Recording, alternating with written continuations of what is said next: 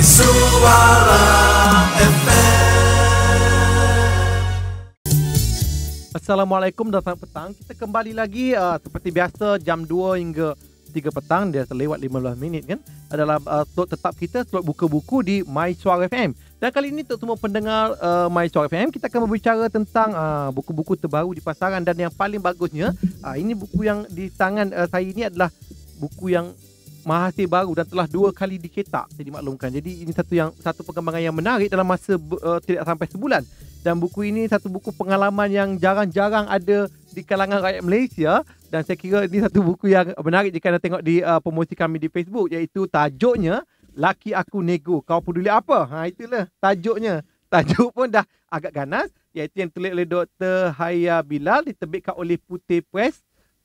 Dan biasalah buku-buku ini boleh dikategorikan sebagai buku-buku macam generasi baru kan, yang sangat mudah, susun aturnya kemas dan juga gambar-gambar menarik. Dia akan macam buku biografi tapi dalam rangkaian lebih ringkas dan begitu mudah untuk dihadam oleh pembaca semua. Selamat datang Doktor. Ya, terima kasih. Konti My Suara FM. Sebenarnya untuk kata semua pendengar, buku ini, selain pada buku ini sebenarnya, penulis buku ini sebenarnya satu yang mengikutkan saya. Sebab sebenarnya Dr. Haya Bilal ni ada kaitan peribadi juga dengan saya. Sebab doktor ni adalah guru saya di sekolah dulu, sekolah menengah. Doktor ni adalah cikgu saya, cikgu sastra saya. Jadi kalau cikgu tak ada dulu, mungkin saya tak terlibat dalam bidang penulisan ni.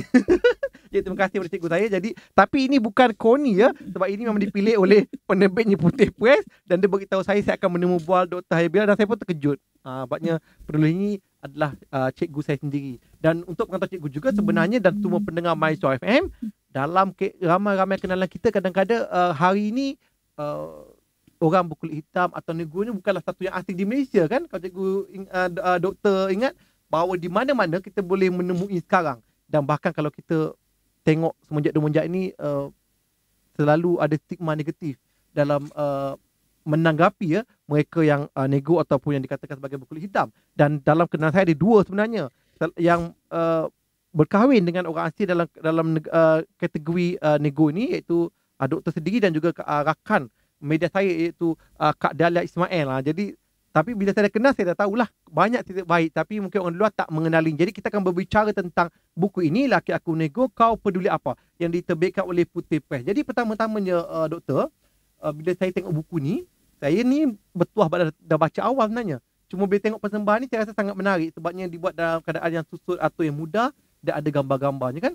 Jadi pertama-tamanya mungkin saya rasa doktor, yang menyebabkan mungkin ramai orang tertarik, sebab saya rasa buku ni sangat mudah dengan dialognya. Dialog yang ringkas. Selalunya kalau buku tu kadang penuh dengan kandungan yang berat kan. Itu buku saya dan saya rasa pemilihan oleh editor di belakang ni, caption di belakang ni saya rasa satu yang menarik. Saya mungkin boleh bacakan dulu doktor. Ni dialognya antara doktor dan waktu ni belum menjadi suami lagi kan? Ya. Bakal suami ya. Tempat awak sejuk, tapi kenapa awak hitam? Dia bertanya, maknanya aku bertanya selamba, si nego ketawa. Lepas tu, kenapa awak tanya? Yelah, bukankah awak hitam sebab cuaca di negara awak panas? Lepas tu dia gelak-gelak. Jadi dibalas balik, belajar, adakah awak tak belajar geografi ke? Belajar geografi masa dulu tapi dah lupa. Jawabku, orang kulit hitam bukan sebab duduk di cuaca panas. Awak ingat kalau kita letak orang Melayu di tempat Eskimo 100 tahun, mereka akan jadi putih? Saya rasa baca kat belakang tu pun dah ketawa kan. Buku ni akan penuh dengan ketawa. Jadi pertamanya mungkin doktor boleh beritahu macam mana respon di kalangan pembaca. Saya rasa mungkin ramai ketawa pecah perut kan. Ya, terlebih dahulu saya ucapkan terima kasih. Assalamualaikum dan salam sejahtera kepada semua yang mendengar My Suara. Dan terima kasih juga kepada My Suara yang sudi menjemput saya untuk bercakap tentang buku saya ni. Okey, Laki Aku Negro, Kau Peduli Apa? Tajuknya ni memang dia sebenarnya adalah satu pengalaman peribadi yang saya kira sudah lama 20 tahun saya berkahwin. Jadi himpunan marah, sedih, dan akhirnya timbullah perkataan, kalau aku kahwin dengan siapa pun, kalau aku bahagia, kau peduli apa? Itulah timbulnya perkataan itu ya. Okey. Dan apa soalan tadi ya? Apa soalan Bagaimana tadi? reaksi baca ya? Okey, Tengok pandang ni pun saya tu baca buku ni menyebabkan saya ketawa je. Okey, sebenarnya saya masih macam terkena kejutan budaya sekejap sebab saya tak sangka buku saya ni terjual.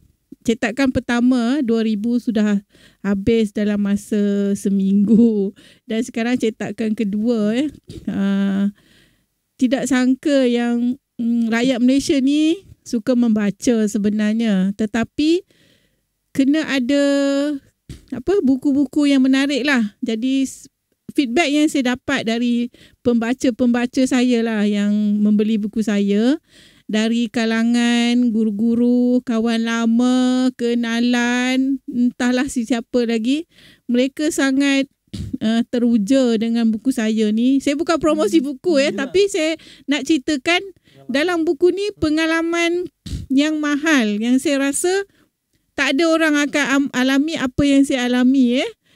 Contohnya bila berada di Afrika, perjalanan saya bersama suami, anak-anak dan keluarga. Memang banyak berbenda yang saya fokuskan tu anekdot. Anekdot ni macam fokus benda yang menarik dan bagi orang fun. Sebenarnya sebagai guru seperti yang diperkenalkan oleh juru acara kita ni, saya adalah guru bahasa Melayu. Jadi saya rasa bila saya nak tulis buku ni, saya rasa saya nak tulis sesuatu yang biar orang ketawa, biar orang gembira, biar orang seronok, tetapi mereka belajar sesuatu dan rasa macam bila dah habis buku tu rasa macam kena penumbuk sebiji. Macam itulah. Biarlah kita kata dalam keadaan gelak, kemudian kita kena penumbuk. Itulah buku saya tu. Sebab itulah saya kata sebabnya ada message boleh sampaikan walaupun kita ketawa, kemudian kita akan terasa bahawa pengajaran tu diberi dalam dialog yang ringkas kan dan menarik. Jadi kita tu pendengar Maestro FM, banyak kita akan bertanya, kita bermuka di rumah tadi. Jadi kita akan memberi laluan sikit kepada lagu kan. Jadi lagu macam bila anda tengok buku ini, saya pun suspend dengan muka depannya. Sebab muka depannya mungkin gambar di kawasan padang pasir dan ada gambar gajah kan. Tu je suspend juga tu. Dan ada tulis ini bukan novel, memang cerita betul. Jadi ini lebih kuranglah intipati pada buku ini. Jadi macam mana buku ini tentang tragedi di Malaysia, bagaimana Dr. Haibila menemui pilihan hatinya ya, iaitu bukan rakyat tempatan ya, iaitu di orang asing daripada belah yang dikatakan sebagai lelaki nego. Jadi kita akan mendengarkan lagu Antas Sarawak, Tragedi Buah Apple ya. Ni kita akan bercakap tentang tragedi tersuka lelaki bukan Melayu.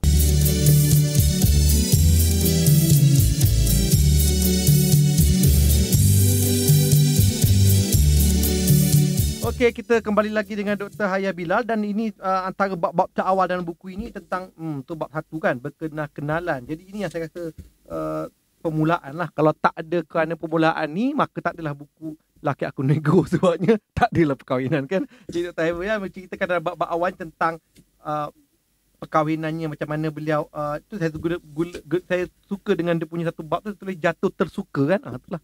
Jadi macam mana doktor sebenarnya boleh jatuh tersuka ni. Orang kalau kat Malaysia katakan cinta pandang pertama, tapi ni bukan cinta pandang pertama, sebabnya dia tak teruja. Biasa baca dia tak teruja dengan pandang pertama tu, sebab berpunca berdialog, banyak berdialog dengan bakal suami kan. Dan dia dapat menjawab soalan doktor. Saya baca sikit, dapat menjawab soalan doktor tentang ni. Itu mungkin doktor beritahu pendengar macam mana boleh keluarnya jatuh tersuka tu dengan itulah bakal suami waktu tu. Belum kahwin lagi kan waktu tu. Okey lucu pula cakap tentang kisah ni dah lama ni 20 tahun lebih kan. Okey, macam inilah cerita dia. Macam kita ni seorang yang berpelajaran kan. Kalau kita berpelajaran dan kita ni suka mencari ilmu kan, kita menuntut ilmu, banyak ilmu yang kita dapat dan kita fahamlah. Kalau kita nak berkahwin ni, kita nak mendirikan rumah tangga, kita bukan nak kahwin untuk sehari. Kita nak kahwin dengan seseorang yang kita akan terus, kita nak hidup dengan dia, nak pergi syurga. kan. Jadi saya ni nak kata jatuh tersuka ni bukanlah berdasarkan emosi sangat. Dia banyak lebih kepada akal lah kan. Dan masa tu pun saya sedang melanjutkan pelajaran tu di peringkat master. Jadi bukanlah cakap saya hebat kan, tapi kira dialog-dialog dengan husband tu ialah dialog yang banyak dialog-dialog intelektual kan. Dan saya rasa saya ni bukanlah seorang yang emosi. Jadi saya banyak menggunakan fikiran. Sehingga kan kalau saya cerita mungkin tak percayalah. Dan saya tak tulis dalam buku tu. Saya menggunakan kemahiran berfikir Edward de Bono untuk berfikir tentang isu ni. Contohnya satu teori awal Edward de Bono ni. Okey, kalau kita menghadapi satu isu, okey, teknik yang pertama ialah kita gunakan first priority important, FPI. Jadi saya kata okey, first dia ni apa? Oh, dia ni Islam. Okey, apa yang importantnya? Okay, first priority important. First ialah okay, dia Islam. Prioritinya ialah dia mesti nak duduk di Malaysia. Okay, yang importantnya ialah mak bapak aku mesti suka. Macam tu lah. Okay, and then kalau teknik Edward de Bono yang kedua ialah plus minus interesting. Plus PMI. Okay, yang plusnya apa? Oh, plusnya dia seorang best student, dia seorang yang terpelajar, okay, dia tahu agama, dia boleh menjawab soalan-soalan saya yang soalan bawa aras tinggi lah. Soalan yang orang lain susah nak jawab kan. Okay, and then soalan yang plusnya itulah. Yang minus tu, yang negatif tu lah. Oh, kulitnya hitam, mukanya tidak handsome kan. Orang miskin ke, kaya ke dia ni kan. Macam kita tak tahu siapakah dia ni. So yang negatifnya itu kan. Tapi yang menarik tu saya sebenarnya plus minus interesting ni saya tulis tau di nota saya lah. Yang interesting tu aku dapat melawat Afrika. Aku dapat anak campur. Macam itulah kan. Kira nak kahwin tu bukannya senang kan. Dengan orang luar pula yang kita tak kenal. Siapa orang ni? Macam mana kita nak tahu? Kan? Apakah macam saya kata dalam buku saya tu kan. Adalah orang Melayu yang bukanlah tak ada calon kan. Macam tu kan. Ada orang Melayu. Tapi mohon maaflah saya cakap. Orang Melayu tu merokok. Dan saya memang tak suka orang merokok. Lepas tu tidak dapat menjawab soalan-soalan saya yang beraras tinggi kan. Macam kata, okey, contohnya lah, saya beri contoh kan. Saya tanya suami saya kan, kenapa awak nak kahwin dengan saya? Kan? Sebab awak nak jadi rakyat Malaysia ke? Kan? Itu kan soalan-soalan yang orang Malaysia suka tanya. Kenapa awak tanya macam tu? Yelah, kan ramai orang suka nak jadi rakyat Malaysia. Kan banyak pendatang sukakan Malaysia. Awak orang educated pun tanya soalan saya macam tu. Awak ingat best sangat ke jadi rakyat Malaysia? You know? So, macam taklah best. Habis tu kenapa yang orang pelbagai bangsa tu suka datang ke Malaysia kan? So, ada dialog-dialog yang saya rasa macam jawapan tu memberikan saya satu keyakinan lah. Yang orang ni sebenarnya seorang yang baik. Kan? Dan adalah feedback dari pensyarah, dari kawan-kawan. Okey, tapi yang paling penting ialah saya bersolat. Kan? Saya rasa ketenangan. Oh, Allah pilihkan orang ni untuk saya kot. Macam itulah. Dan yang paling penting sekali, ibu bapa saya walaupun pada mulanya mereka kurang lah kan. Kurang setuju kan. Tapi akhirnya mereka terima. Jadi saya pun okey je lah. Tapi kalau sekiranya kan ini kalau ada pendengar yang mendengar kan, apa yang akan saya katakan ialah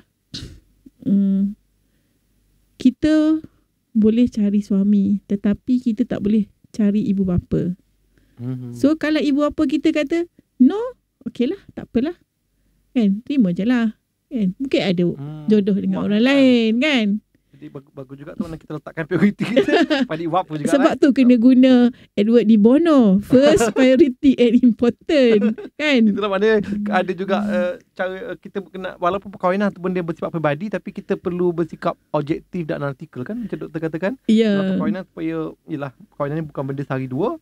Dan saya menarik juga tentang dalam buku ni bila doktor memperkatakan tentang ini saya kena ambil perhatian lah kepada lelaki-lelaki Melayu di luar sana sebenarnya. Buku ni juga macam doktor kata, selain daripada dia baca ketawa, saya rasa dia juga satu pengajaran yang pedas untuk diterima. Terutama lelaki-lelaki Melayu di luar sana, saya fikir zaman 20 tahun lalu keputusan doktor ni mungkin satu yang mengejutkan ya. Sebab zaman itu saya fikir 20 tahun lalu memang agak-agak asing lah. Sekarang ni biasa kan, boleh katakan ada lah.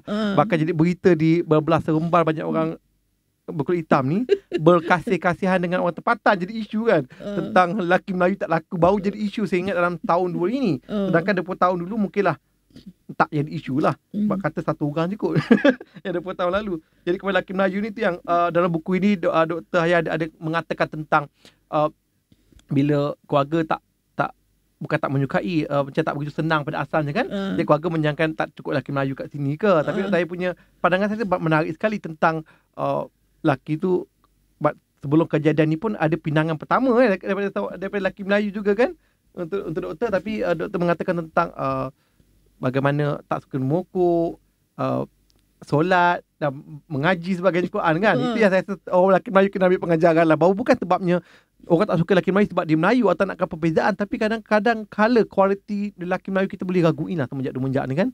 Dan saya rasa itu satu andaian. Saya rasa saya setujulah. Tapi lelaki di luar sana tolong jangan sensitif lah. Kita be realistik lah. Terimalah realiti yang kita masih ada kekurangan-kekurangan yang perlu ditambah baik. Ruang-ruang tu ada. Tapi saya menarik juga dalam buku ni juga, selain tu doktor ada tulis tentang sebenarnya orang kita mempunyai stereotype ataupun pandangan negatif kan bila orang kulit hitam. Macam doktor kata ni lah, kalau doktor dulu tak berkahwin kulit hitam, berkahwin dengan yang orang asli tapi kulit putih, macam Mak Saleh, macam muka macam Brad Pitt ni sudah tentulah orang Melayu akan teruja kan, sebab nanti dapat anak bermata biru. Ya, betul. Itulah persepsi kita pada barat, mungkin sebab kita dihidangkan dengan TV, kita banyak pada barat je, kita melihat putih itu cantik kan. Kita biasa tanggapan, padahal putih hitam tu satu warna yang lebih kurang ada perbezaannya, tapi kalau tak ada hitam tak ada kecantikan di dunia ni. Jadi begitulah sebaliknya. Jadi pada permulaan doktor, macam kalau dalam buku ni doktor tulis dengan begitu banyak dalam pelbagai chapter bahagian. Jadi kalau pada pemula-mula pertama tu, macam mana doktor berdepan dengan persepsi? Saya rasa mungkin sekarang orang lebih terbuka kan dengan ada media sosial sebagainya. Tapi 20 tahun lalu ini semua tak ada. Jadi orang berpandukan pada pertemuan semuka. Tengok dan terkejut. Dan saya rasa itu satu yang sukar kan berbanding hari ni. Jadi doktor boleh lalui stigma ataupun pandangan orang, pertanyaan-pertanyaan yang kelakar dan pelik mungkin. Saya rasa macam sumber kekuatan saya mungkin suami saya lah kot kan. Saya macam tak seronok lah nak promosikan suami saya. Tapi suami saya ni banyak macam memberikan saya macam apa perkataan ataupun ayat yang menyebabkan saya macam rasa kena penampar. Macam contohnya kan, saya kata apa pandangan you orang kat luar sana tu pandang diri you kan. Jadi suami saya kata, saya tidak bertanggungjawab terhadap apa yang orang pandang terhadap saya. Faham tak? Jadi saya macam, I'm not responsible of what people see me. Jadi kita ni sebenarnya kita menyebabkan kita ni ada masalah dalam kehidupan ni apabila kita suka melihat apa orang lihat kita. Kan? Kita berkelakuan, kita pakai baju, kita buat perkara-perkara yang apa orang lihat kita. Tapi bila suami saya ni biarlah orang nak lihat kita. Bukannya kita apa kesannya, macam tidak ada apa-apa kesan kalau orang nak lihat kita negatif ke, nak lihat positif ke, itu masing-masing lah kan. Jadi saya rasa macam perspektif orang terhadap kita tu kita tak boleh nak kawal kan. Biarlah orang tu melihat diri kita ikut perspektif dia lah. Macam mana kita tak boleh kawal lah benda tu. Dan cuma saya nak bagi tahu kan yang perspektif kita dalam kehidupan ni sebenarnya dibentuk oleh pelbagai macam. Contohnya perspektif kita kan dibentuk oleh pendidikan, pengalaman, ajaran agama, media, cerita-cerita orang. Dan saya nak bagi tahu yang kadang-kadang perspektif tu tidak benar. Ataupun contohnya, A ada perspektif macam ini, B ada perspektif macam ini, C ada perspektif macam ni. Jadi, mana satukah perspektif yang betul? Siapakah yang paling betul dalam isu ini? So, jadi kita ni tak boleh nak kata perspektif aku betul, dia itu salah. Kan? Masing-masing ada pandangan sendiri. Cuma jangan paksakan perspektif kita tu kepada orang lain. Itu saya rasa yang kurang adil lah. Sebab kadang-kadang kita datang, apatah lagi bila kita berkahwin antara silang budaya ni, silang negara, latar belakang kita beza kan secara sepenuhnya lah. Dia sukarlah kita nak paksa dia paksa kita pun jadi. Tapi ini kelebihan suami doktor, sebabnya saya baca buku ni, orang yang sangat lembut dan sederhana kan. Jadi proses kita nak percampuran idea dan pandangan tu berjalan dengan begitu lawas lah. Sebabnya kadang-kadang kalau kita keras dengan kita punya ethnocentrik tu kan, kepercayaan kita pada bangsa kita bagus kan, akan mendatangkan masalah lah. Tapi mungkin sebab doktor kebetulan pun dengan suami berjumpa dalam perbincangan-perbincangan yang akademik dan ilmiah, mungkin itu menyebabkan berlaku kemasukan tu ataupun tak berlaku sangat pertembungan lah. Tapi macam doktor katakan dalam buku ni, sebelum kita memberi lagu, saya tu buku ni menarik. Dalam bab 3 doktor memperkatakan tentang rasis ni kan, tentang pandangan masyarakat kita utama kan. Dalam buku ni ada satu bab menarik, saya kata anak pen Afro lawan pen Aisyah kan. Dan saya kata satu bab yang kelakar juga tentang rambut Afro ni tu yang doktor katakan ni, anak doktor pun bakanya ada baka tu, jadi dia rambut pun macam Afro, macam penyanyi Ellie Cat kan, Dewi Arumugam. Dan buku ni sangat kelakar sebab bila saya baca dah ni, permulaannya macam jiran-jiran tak suka terkejut, macam berlawak kan, budak-budak kecil akan menengok benda pelik di kalangan masyarakat mereka kan. Ni kadang-kadang kalau kita baca benda ni bagus, sebab dulu mungkin kita tak begitu terdedah, tapi hari ni saya rasa di kaca TV pun dah banyak, jadi tak menjadi satu kelainan sangat lah saya fikir banding 20 tahun lepas. Jadi kepada semua pendengar MySFM, kita akan kembali lagi dengan Dr. Haya bila kita ada lebih kurang setengah jam lagi. Dan pastikan anda kekal bersama kita My Suara FM setiap hari Khamis jam 2 hingga 3 petang. Okey, kita kembali lagi dengan Dr. Haya Bilal. Jadi itulah, buku ni hanya satu buku tentang pengalaman peribadi lah. 20 tahun berkahwin dengan orang asing, daripada suami beliau dilahirkan di Uganda, iaitu salah sebuah negara daripada 54 buah negara di benua Afrika yang mengandungi 1.2 bilion penduduk. Itulah, jadi doktor tak menemui lelaki Melayu yang sedikit ni di semenanjung Malaysia ni kan, dengan rakyat tidak waktu itu tahun 20 tahun lepas saya rasa rakyatnya dalam 15 juta kan, tapi 1.2 bilion jauh betul pencarian tu. Jadi dalam bab yang 4 ni pun sangat menarik, sebab Dr. Haya Bilal menceritakan tentang balik kampung ni. Kalau kita di Malaysia balik kampung ni mesti satu teruja, mesti walaupun kita duduk di bandar, seperti saya duduk di pinggir bandar Kuala Lumpur ni, di Batu Cave ni, tak pernah balik kampung. Tapi kalau tiap kali raya kita dengar je lagu raya, kita boleh bayangkan ada sawah padi, ada pokok pisang melambai. Walhal tak pernah ada pun kampung seperti itu. Tapi emosi, mungkin kita Melayu kan, kita tengok drama, kita berimajinasi. Itulah, jadi bila doktor balik kampung ni, mungkin doktor boleh cerita dengan pendengar apa benda pertama yang keterujaan doktor. Sebab tadi antara benda pertama doktor rasa positif untuk berkahwin orang asing ni ialah nanti akan dapat berjalan ke Uganda kan. Satu yang unik. Kalau kahwin dengan orang Melayu ni, kalau doktor asal Kedah, kalau kahwin Kedah, duduk Kedah lah, boring lah. Kalau pergi jauh sikit, Sabah Sarawak mungkin ada beza lah. Ini tak, Uganda yang jauh, naik penerbangan pula tu. Jadi doktor ke sana, apa yang, buku ni banyak lah, tapi doktor rasa apa yang paling menarik yang doktor rasa macam terkesan?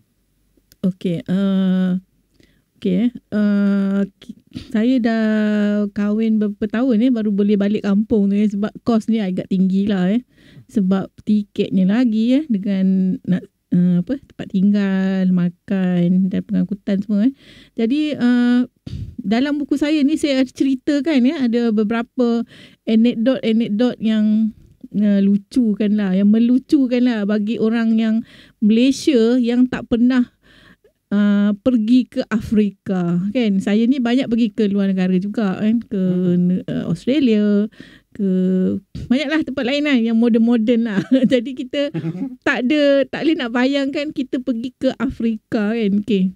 Ceritakan yang pertama sekali bila masuk ke dalam kapal terbang, kalau dari Malaysia sampailah ke Kenya tu, saya masih lagi melihat wajah-wajah yang boleh kita katakan kita rasa macam boleh terima lah kan, macam muka Arab, ada muka Inggeris, ada muka Cina. Tapi bila kapal terbang tu transit dari Kenya, dari Nairobi ke kampung ke bandar di negara suami saya ni, yang masuk dalam kapal terbang tu semuanya berkulit gelap kan. Dan cuma saya seorang di dalam kapal terbang itu yang Melayu lah katakan ya. Kira berkulit lebih cerah berkulit cerah sikit lah. Dan saya ni macam kata rusa masuk kampung lah kan. Bila masuk tengok macam ni ke orang Afrika kan. Macam rambutnya bermacam-macam jenis kan. Saya baru tahu yang orang perempuan ni kan, rambutnya tu ada yang macam boderek, ada yang botak, ada yang berkala-kala, ada yang berdandan, ada yang pakai jaring di kepala kan. Macam tengok orang lain tengok lain saya tengok kepalanya. Macam tak ada pula rambut afro tapi semuanya rambut yang telah dibuat fashion Lepas tu bajunya kan berkelip-kelip.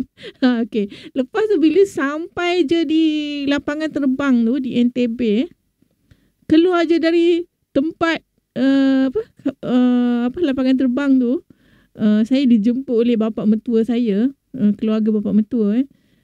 Sejuk tempatnya tu, sejuk tu macam sejuknya tempat awak ya. Macam tu lah kan. Macam first time rasa macam ingatkan tempat dia panas kan. Macam tu lah kan. Kita ganti kan. Pada saya baca buku ni tadi, dialog awal tu ada doktor katakan tentang tanggapan pertama mesti panas, tapi kata suami doktor Malaysia lagi panas kan.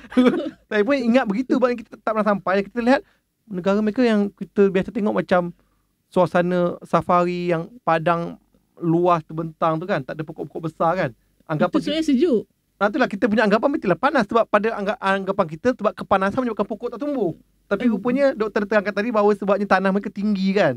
Bila tanah mereka tinggi jadi dekat dengan lebih sejuk macam di Genting Highland, jadi menyebabkan itu mungkin menyebabkan tak begitu. Bukan. Mungkin sebab sejuk tu tak membuat pokok tumbuh. Bukan sejuk, bukan panas. Memang itulah fitrahnya. Dia ada banyak persoalan-persoalan yang kita tak boleh jawab. Kita akan hanya cakap macam ni.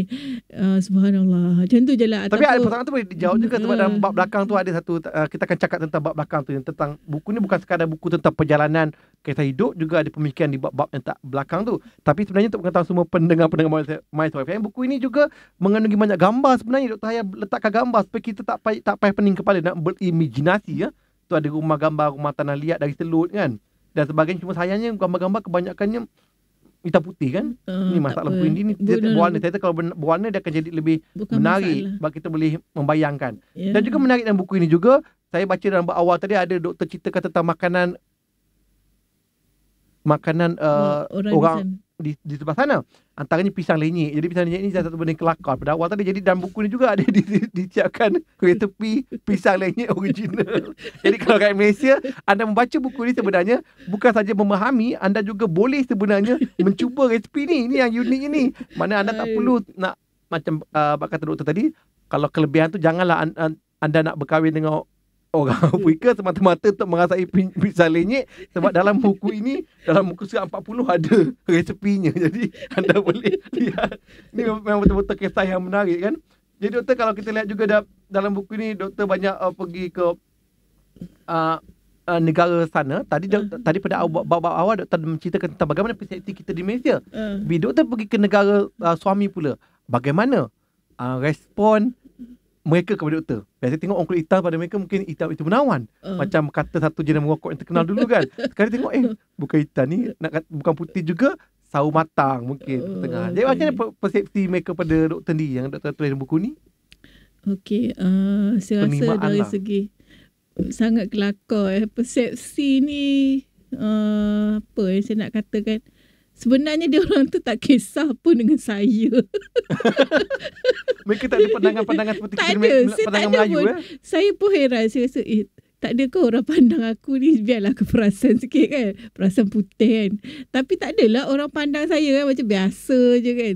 Mereka tak ada menunjukkan macam kita orang Asia ni atau orang Melayu kita kadang menunjukkan keterujak ataupun kepelikan kita dengan nyata bila berjumpa benda yang asing kan. Mereka tak ada, mereka relax je. Oh, tak ada. Tak ada yang macam mengkagumi ke apa kan. Tak ada Cuma saya nak ceritakan sikit lah dekat pendengar di sini kan, yang ada beberapa kejutan-kejutan kecil lah yang saya terima kan. Antaranya ialah cara mereka bersalam lah. Mereka bersalam ni sangatlah bersopan lah. Bersopan dan ikhlas lah. Mereka ni duduk bersalam ni duduk melutut di atas lantai. Oh, duduk betul. Jadi Macam kita buat waktu raya tu ke? Macam raya kan duduk kan? Ya. Lebih kurang macam tu lah. Dia melutut. Jadi melutut tu kalau di rumah bolehlah melutut. Di lapangan terbang pun melutut. Jadi saya terkejut lah macam, kenapa adik ipar saya buat kat saya macam tu kan. Saya macam tak selesa. Canggung Canggung lah. Jadi saya kata, don't I feel uncomfortable. Macam saya rasa macam tak layak dihormati dengan sebegitu rupa kan. Mana-mana kita berdiri tetapi yang jumpa kita tu melutut. Macam itu macam anak dengan mak biasanya kan. Jadi saya rasa macam janganlah macam tu lah kan. Sama cakap tak apa, ini cara kami bersalam. Okay, saya boleh terima, tapi it takes time lah untuk faham kan. Ini cara mereka bersalam kan. Macam macam tu lah. Mereka ni kan sangatlah bersopan santun. Macam bapa mertua saya tu, Allah, sangat bersopan santun. Dan saya sangat lucu sebab bapa mertua saya ni, bila saya nak balik, dia hantar di lapangan terbang. Dan dia beritahu saya, terima kasih kerana menjaga anak saya dengan baik. Jadi saya macam, aku jaga anak dia ke? Ke dia jaga anak dia jaga aku? Macam terbalik lah. Terbalik. Tapi cara dia tu, saya rasa sopan. Saya rasa tidak ada bapa mertua di Malaysia ni yang cakap kat menantu, terima kasih kerana menjaga anak saya dengan baik. Macam tu lah. Tapi bila saya baca buku ni, sebenarnya suami doktor yang sebenarnya servis doktor lebih baik. Sebab saya baca buku ni, memang betul doktor untunglah kahwin dengan bukan Melayu. Sebab dalam buku ni menyatakan rupanya suami doktor ni memang betul-betul macam kalau biasa kita guna housewife. Bukan. Dia, tapi suami doktor ni boleh membuat kerja-kerja rumah kan, macam membasuh. Ini sebenarnya ialah itu yang salah satu kejutan yang kedua tu. Bila saya pergi di sana, lelakinya semua buat kerja rumah. Dan tak kisah kan. Macam adik ipar saya lelaki umur 24 tahun, dia tolong basuhkan baju kami yang berjalan-jalan ni kan. Kami kan ramai. Rajin lah. Bukan, dia kata tidak ada perbezaan gender dalam buat kerja. Budaya mereka tak ada perbezaan. Jadi saya tanya suami saya, masa you di kecil-kecil dulu, bagaimana you dibesarkan dengan keluarga kan? Dia kata macam ni, dia macam buat job rotation. Apa ni? Macam hari ni perempuan masak. Lelaki basuh kain. Kan? So esoknya lelaki basuh kain, perempuan masak. So macam semua ahli keluarga tu sudah dilatih untuk buat semua kerja. Tak ada konsep kau lelaki kau tak boleh buat kerja perempuan, ataupun kau perempuan kau mesti buat kerja rumah. Tak ada. Jadi suami saya tu dia buat kerja rumah tu adalah biasa bagi dia. Biasa. Dia jaga anak tu biasa. Biasa kan? Biasa. Yang bagusnya kadang kalau kita di Malaysia ni, kita biasa saya tengok dalam rakan-rakan kan, kita biasa dah ada klasifikasi. Kalau wanita tu buat kerja rumah kan. Itu wanita di dapur. Dulu kata belajar tinggi pun akhirnya kecuk dapur kan. Kalau lelaki biasanya dia tak akan kecuk dapur. Waktu orang lelaki kalau bujang dia makan luar je kan. Itu mungkin perbezaan yang menarik. Jadi untunglah doktor ya, Jadi tak perlu memakai pembantu rumah lah ya. Jadi doktor, dia buku ni tak menarik. Tadi doktor ada kata tentang budaya. Sebab tu dalam buku ni sebenarnya banyak menulis tentang budaya, perbezaan budaya yang kita pun tak begitu tahu, sebab kita tak begitu mengenali orang yang asing daripada kita. Contoh, ada satu pengalaman yang saya menarik juga tentang doktor ceritakan tentang suami doktor untuk pertama kalinya lepas balik pada perjalanan dengan LRT, berasa sangat sedih kan, hanya semata-mata kerana orang di dalam tu memegang rambutnya ya. Jadi kalau kita Malaysia mungkin biasa kan, tapi rupanya dalam budaya Afrika tu macam penghinaan ya kalau pegang kepala begitu. Saya rasa kita pun macam tu juga. Tak boleh main kepala kan. Kenapa? Mungkin doktor boleh detailkan macam mana orang boleh pegang kepala dalam train. Ini suami saya cerita dia duduk dalam LRT dan ada seorang lelaki yang bukan pegang, dia ramas. Oh ya? Ramas tu macam kasar lah. Sebab dia, mungkin dia merasa macam tu. Itulah. Jadi bila suami saya bagi tahu tu macam sedih. Kan? Dia kata macam insult lah. Macam apa? Melukakan perasaan lah bagi dia kan. Bagi saya ketawa sebab saya tak faham. Saya kata, lucu lah saya kata. Orang tu nak rasa rambut you kot. Kan? Macam tu kan. Husband saya kata, mana boleh kita rasa kepala orang? Kalau nak pegang, minta kebenaran. Cakap, boleh tak saya nak rasa rambut afro macam mana? Sebab rambut tu kan macam doktor kata unik, rambutnya bergulung dah macam ni. Apa ni, kapas ya? Bukan macam pemadani murah. Itulah kadang-kadang dalam menyantuni orang asing, kadang kita kena memahami perbezaan-perbezaan kan, supaya jangan menampakkan bahawa sesuatu yang pelik itu di mata kita, hingga kita boleh macam mencuba-cuba benda yang tak sepatutnya dengan adat. Sebenarnya kalau nak bercerita tentang perbezaan budaya ni, atau kita panggil cross culture, cross culture ni memang sangat menarik lah. Macam dari segi makanan, apa benda yang kita makan yang dia tak makan, kan? Apa benda yang dia makan kita tak makan. Contohnya kan, selama 15 tahun saya memujuk suami saya makan durian dan dia tak boleh makan durian sebab baunya. Baunya sangat kuat lah. Dan dia tak makan juga udang dan ketam. Sebab bagi dia ketam tu, muka ketam sangat pelik. Kan? Muka pelik macam alien. Dia kata ketam ni macam binatang dari angkasa lepas. Dia macam UFO jadi macam pelik kan. Jadi bila pergi ke negara dia pula, di negara dia orang makan belalang.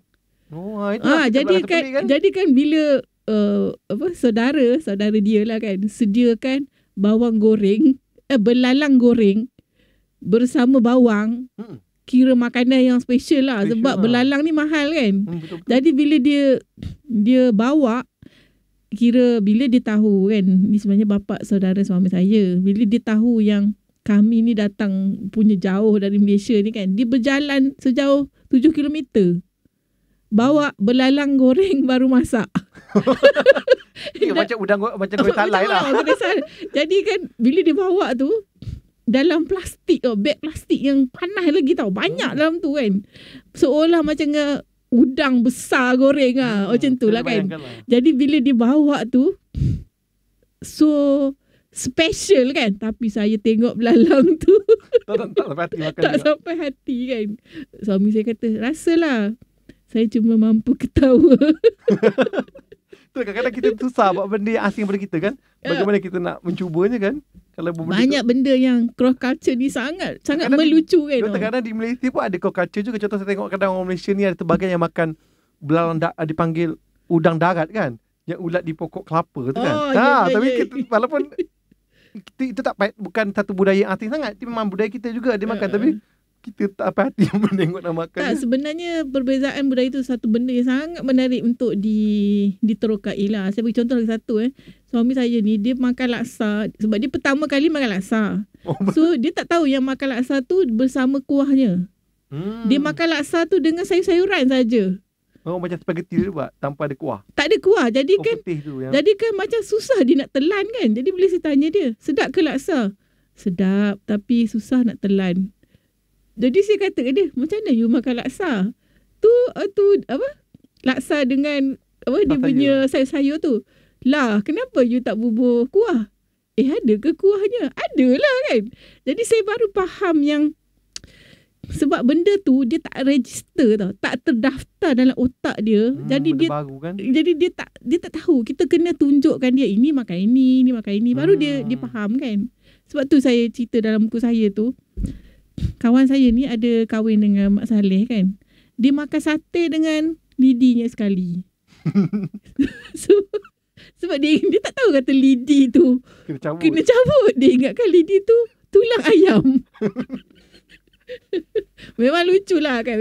Memang apa, sangat melucukan lah benda-benda. Itulah saya kata buku ni tu. Dan buku ni juga untuk kata pendengar, ni kata tentang suami isteri juga sebenarnya. Sebab doktor bercerita tentang banyak suaminya kan, yang berbeza benua, berbeza warna kulit, berbeza kewarganegaraan, dan banyak lagi perbezaan. Dan buku ini menarik sebab dia tulis saya terasa, saya perasan tentang kata kita cakap tentang bagaimana jatuh cinta, jatuh tersuka tu kan. Dia banyak tentang berkisah soal jawab, dialog yang doktor selalu bertanya kan. Cik suami dapat menjawab dengan baik. Lepas tu dalam buku ni juga ditanyakan, dia ada disertakan soalan-soalan pelik buat encik suami. Jadi kepada semua wanita-wanita di luar sana, jika anda belum berkahwin, ini sebenarnya satu tip yang baik untuk anda, iaitu anda kena bertanya ya.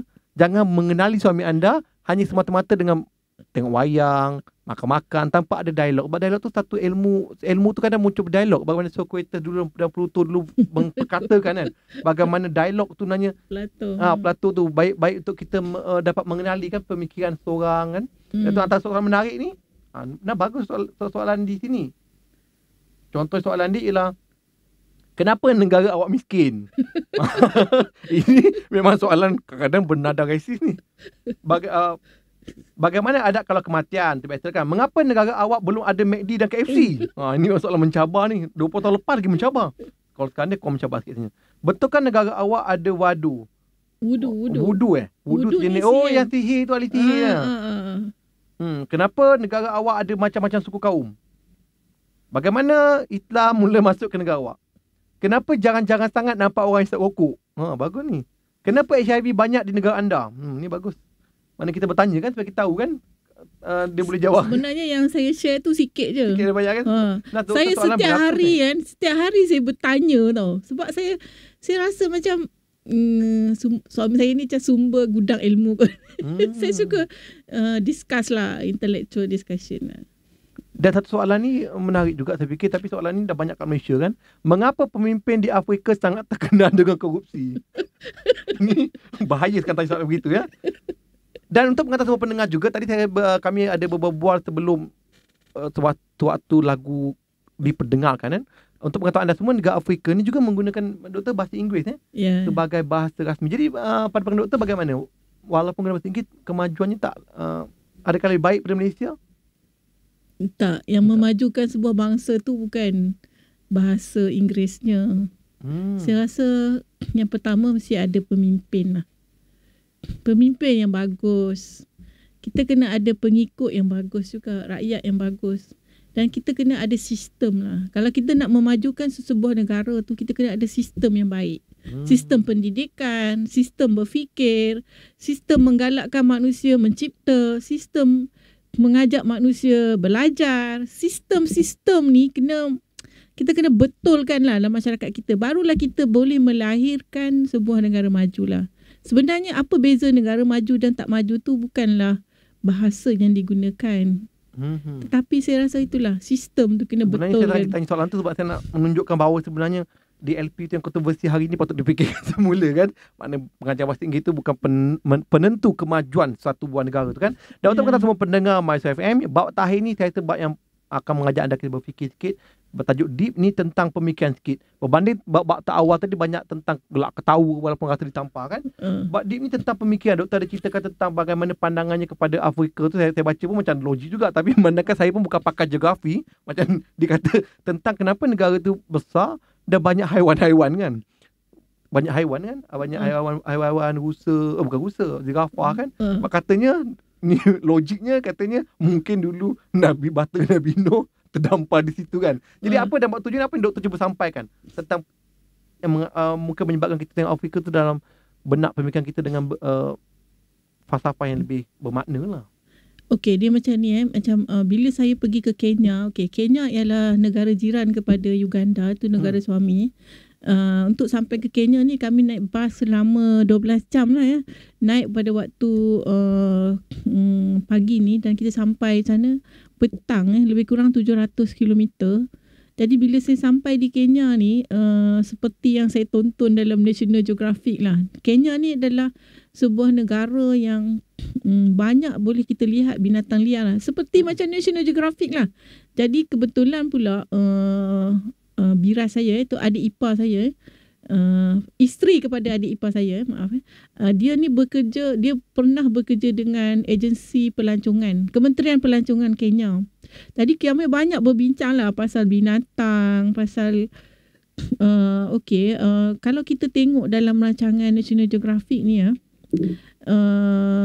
antara 3 negara Uganda, Kenya dan Tanzania, mereka ni berkongsi sempadan 3 buah negara.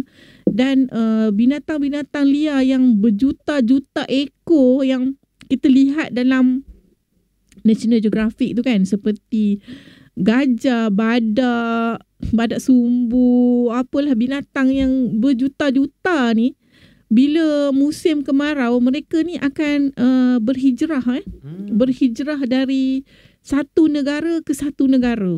Dia sebenarnya ialah sempadan berhijrah dari Uganda ke Kenya, Kenya ke Tanzania. Dia akan, jadi saya terfikir di atas muka bumi kan, di atas dunia ni kan, yang besar dan luas ni, mengapa binatang-binatang ini dia berada di 3 buah negara ini, dan mengapa tidak di tempat lain kan? Macam di tempat kita mungkin cuma jumpa harimau.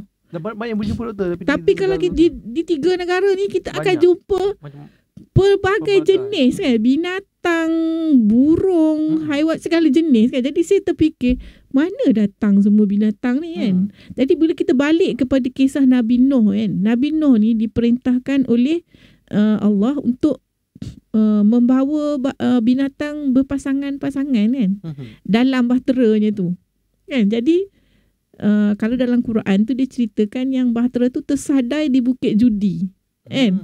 Tapi saya pun tidak tahulah kan, macam mana binatang tu kalau sekiranya Nabi Nuh dia bawa semua binatang dalam bahteranya, di mana binatang tu apabila bahtera tu sampai di tersadai tu, di mana dia pergi kan. Tapi kalau kita pergi di 3 buah negara tu, di situlah memang pelik lah kan. Sebab tu kan macam buku saya ni lah kan, bila kita tengok kan, mengapa kita gunakan ikon gajah sebagai cover buku kan. Gajah ni adalah simbol kepada human migration ataupun simbol kepada migrasi kan, migrasi binatang. Binatang ni bila dia migrasi, dia untuk mencari air, mencari makanan yang lebih baik kan. Lepas tu dia bila musim kemarau di tempat tu, dia migrasi pula ke tempat lain. Jadi gajah ni adalah simbol kepada migrasi kan. Macam kata African datang ke Malaysia, ataupun kita ni juga adalah migrasi dah. Kita ni cuma migrasi lah ke dunia ni. Lepas tu perjalanan kita sebenarnya ialah ke akhirat kan. Tapi dunia ni kita migrate lah sekejap kan. Kita berhijrah. Itulah simbolnya gajah di cover depan tu. Sebenarnya ada falsafah di sebalik bukannya kita letak gajah suka-suka kan. Ada atas gajah tu tulis Dr. Haya Bila ni bukan PhD beli semua pendengar ini betul-betul doktor ya, dalam doktor falsafah. PhD saja, tak ada Terima kasih apa. Dr. Haya Bila dan juga Putih Press yang telah menaja buku terbaru ini, Laki Aku Nego Kau Pekerja Apa. Dan untuk pengetahuan semua pendengar My Suara FM, buku ini sebenarnya saya pun terkejut, harganya pun sangat-sangat murah lah kata orang. Memang tak perlu tunggu voucher buku satu Malaysia, anda boleh memilikinya. Ringgit Malaysia RM15 saja. Pendengar saya boleh membeli di bookcafe.com.my, Book Cafe ataupun juga di Peta Buku akan datang ni, dan juga di mana kedai-kedai buku terpilih dan besar-besar semua ada buku ni. Dan saya rasa dia akan kerap diulang cetak. Jadi kepada siapa yang berminat untuk mengetahui tentang bagaimana pengalaman berkahwin dengan orang asing terutama seorang lelaki nego, jadi ini ada buku yang wajib anda baca. Dan kami tadi berbual sebenarnya, saya katakan Dr. Haya Bila ni antara orang yang tak awal berkahwin, tapi rupanya yang lebih awal lagi berkahwin, dia ada berkongsi dengan saya tadi tentang ikon bola sepak kita, iaitu Zainal Abidin kan. Kata rupanya Zainal Abidin ni patutlah kita tengok gelap macam kan, orang Melayu. Rupanya bapa beliau adalah juga keturunan Afrika kan. Jadi jangan pandang rendah pada orang Afrika bersih Malaysia ya, sebab dia telah berjaya menghasilkan tokoh bintang bola sepak kita. Jadi terima kasih kepada semua pendengar My Sarawak FM. Minggu depan seperti biasa jam 2 hingga 3 petang kita bersama juga slot yang tetap, iaitu slot buka buku. Terima kasih kepada Dr. Haya Bilal dan juga Putih Press. Dan untuk lagu yang terakhir, lagu yang memang ditujukan untuk doktor dan juga suami, walaupun tak dapat mendengar pada hari ini, daripada Anggun, Snow Under Sahara. Itu tentang pasal ni. Tak tahu ada kaitan ke tak. Terima kasih kepada semua pendengar. Kembali lagi minggu depan Khamis 2 hingga 3 petang, walaupun kadang-kadang selalu terlajak masanya. Terima kasih. Salam hormat.